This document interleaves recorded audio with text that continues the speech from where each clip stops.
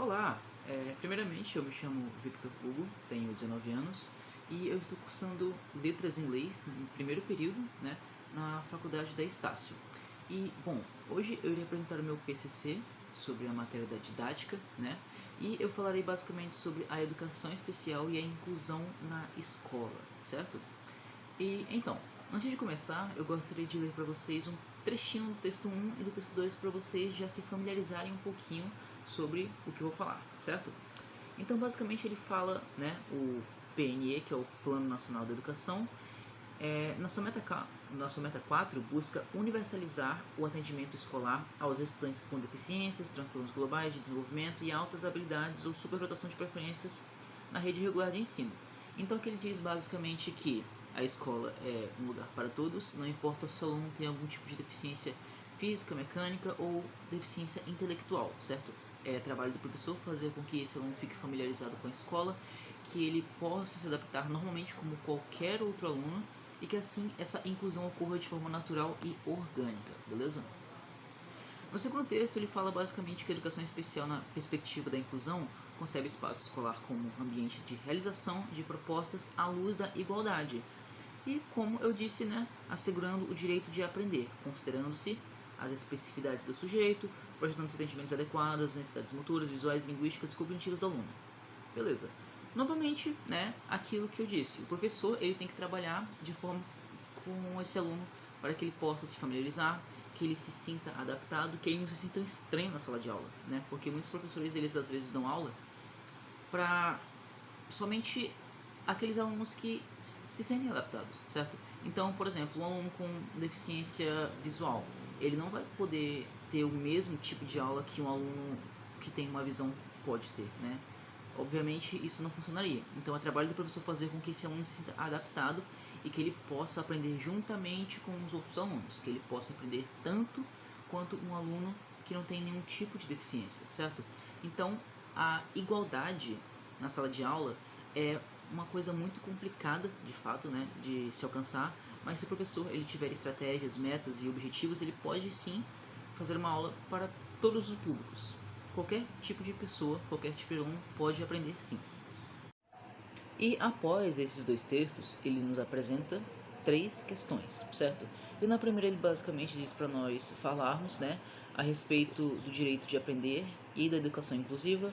Na segunda ele diz para a gente citar ações relevantes para a implementação de um projeto educativo fundamentado nos princípios da inclusão escolar e, com as ações descritas no item B, montar um breve planejamento educativo seguindo as orientações abaixo. E é isso que vamos trabalhar agora. E, bom, como eu havia dito anteriormente, é trabalho do educador fazer com que o aluno se sinta familiarizado com a escola, com que ele possa ter a sua adaptação de forma orgânica e com que ele possa aprender como qualquer outro aluno que esteja naquela sala de aula. Não importa se o aluno tem algum tipo de deficiência física, motora ou intelectual. É trabalho do professor, até dos pais mesmo, né? Fazer com que o aluno possa ter um aprendizado normal, como qualquer outra pessoa que esteja naquela sala de aula, como qualquer outro aluno. É sim um desafio muito grande, mas com as estratégias adequadas, com o conhecimento necessário, é sim possível fazer com que qualquer aluno, tendo qualquer tipo de deficiência ou outra coisa relacionada, possa sim estar aprendendo na sala de aula junto com outros alunos, certo? E como eu disse, de forma orgânica, de forma com que ele não se sinta um intruso na sala de aula. O que muitos professores de hoje em dia fazem é dar aulas apenas para um público específico, para um público que seja, entre aspas, normal, que não tenha nenhum tipo de deficiência. E isso muitas vezes não funciona, isso faz com que o aluno se sinta excluído, certo?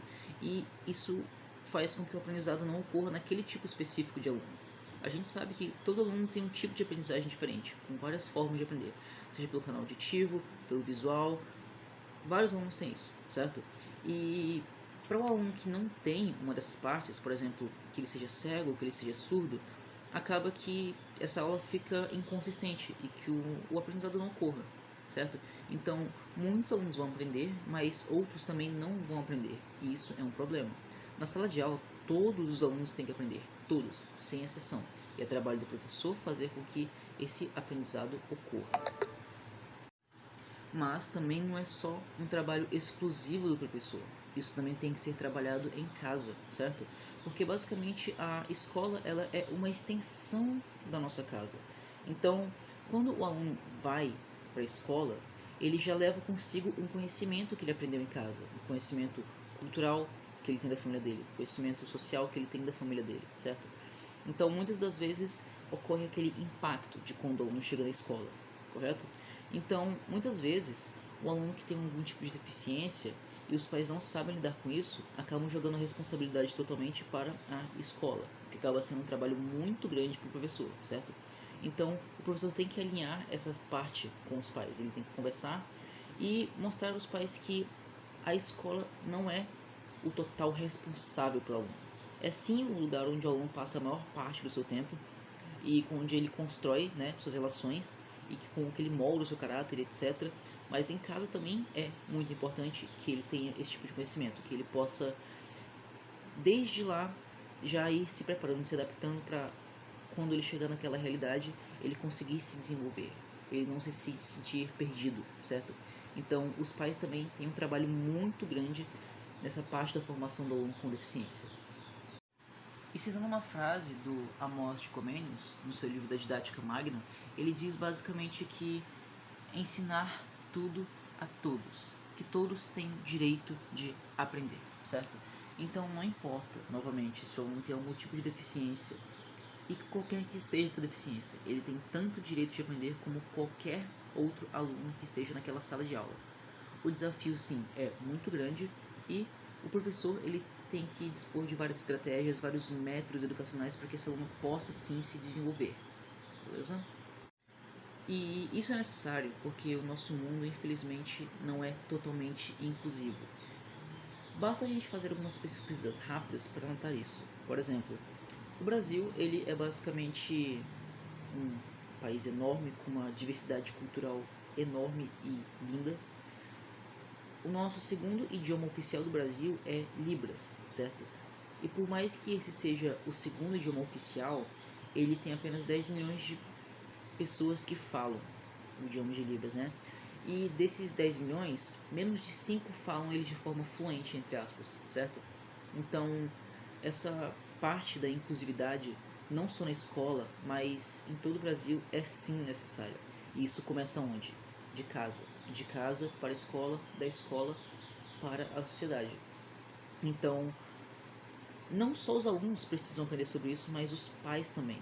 Alunos e pais precisam trabalhar junto com os professores para que eles possam fazer com que esse aluno tenha o aprendizado em sua forma máxima, em sua forma deliberada, onde esse aluno consiga se desenvolver de forma livre, natural e orgânica.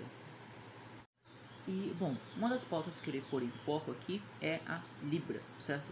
O idioma de Libras, ele, como eu disse, né, ele é o segundo idioma oficial do Brasil e também é bem pouco falado. Poucas pessoas conhecem esse idioma. É só você ir nas escolas. Se você for nas escolas e perguntar sobre os alunos, se você chegar numa sala e perguntar assim, quem sabe... E para você entender um pouco mais a fundo dessa realidade do Brasil não inclusivo, é só você chegar em qualquer escola, tanto pública quanto particular. Você entra em uma sala de aula e pergunta para os alunos: quem aqui sabe falar Libras? Se menos de 5% dessa sala levantar as mãos, é muito, certo? E isso porque é o segundo idioma oficial do Brasil, né? Então muitas pessoas às vezes se importam muito mais com o inglês, com o espanhol, do que com a Libra, certo? A Libra, o idioma de Libras ele é muito importante e a gente sabe por que é necessário, porque a gente precisa incluir essas pessoas no nosso âmbito social, isso é essencial. Então, para que isso possa estar ocorrendo, eu basicamente criei um projeto social sobre Libras. Ele se chama Mãos que Falam e ele basicamente vai tratar de uma peça teatral do George Orwell, que é da Revolução dos Bichos. Essa peça ela vai ser apresentada totalmente em Libras e vai ser, como eu havia dito, uma peça teatral. Então os alunos eles vão ter que interagir, eles vão ter que atuar, eles vão ter que fazer tudo basicamente o que uma peça é necessário para ser dirigida e seguida, só que em Libras. E bom, o objetivo disso é bem claro, certo? Só que para que esse objetivo seja alcançado, é necessário que os professores, os pais e os alunos se comuniquem entre si para que isso possa estar acontecendo. Porque O idioma de Libras, ele não é difícil. É como aprender qualquer outro idioma, como o inglês, como o espanhol, só que o idioma de Libras ele ainda é um pouquinho mais fácil porque ele engloba muitas coisas que o inglês, que o português, o espanhol não englobam, certo? Então, para você aprender fica bem mais fácil. E além do mais, existem vários cursos no YouTube, no Google ou em qualquer canto que você procurar, e são cursos gratuitos, certo? E por mais que esses cursos sejam gratuitos, pouquíssimas pessoas acessam isso por falta de interesse, porque elas acham que aquilo não é importante, sendo que isso é essencial.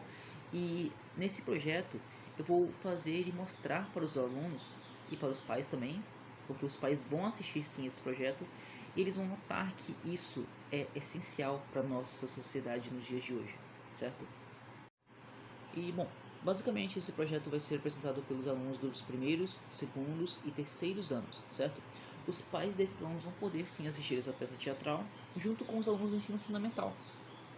E periodicamente, nos anos que virão a seguir, esses alunos do fundamental também farão a mesma coisa, também apresentarão essa cena, essa peça futuramente. Certo, e basicamente esses alunos vão aprender com métodos expositivos, certo? Nós iremos dar as aulas para ele, mostrar os sinais e de forma bem prática eles vão aprender isso junto com a gente. E os pais também vão poder sim participar dessa aula, certo? E basicamente as formas de avaliação desses alunos serão de forma contínua. A gente vai estar lá acompanhando o aprendizado deles e notando a evolução deles com o passar dessas aulas, certo? As aulas serão curtas, não serão muito longas, serão mais ou menos de meia hora, uma vez por semana na escola, certo? No horário que seja mais ou menos vago, que a gente possa estar fazendo isso com todos os alunos dos primeiros, segundos e terceiros anos. A gente possa estar juntando todas as turmas lá, né, e fazendo esse projetinho. E ao final eles vão fazer essa peça, correto? E além dos alunos ficarem familiarizados com o idioma de Libras, eles também aprenderão um pouquinho sobre a cultura de livros clássicos, que é muito importante nos dias atuais, porque muitos alunos às vezes não gostam de ler porque eles veem que a escola só joga aqueles livros chatos para ele e o aluno acaba perdendo o interesse muito rápido pela leitura. Isso vai ser uma chance boa para o aluno, para ele ler A Revolução dos Bichos, que é um livro excelente, e não só ler como aprender, porque ele não só vai estar lendo como praticando o que aprendeu numa peça em Libras, certo? Então, basicamente, esse é o projeto. A educação de forma inclusiva, novamente reforçando aqui, é não importante, mas ela é essencial.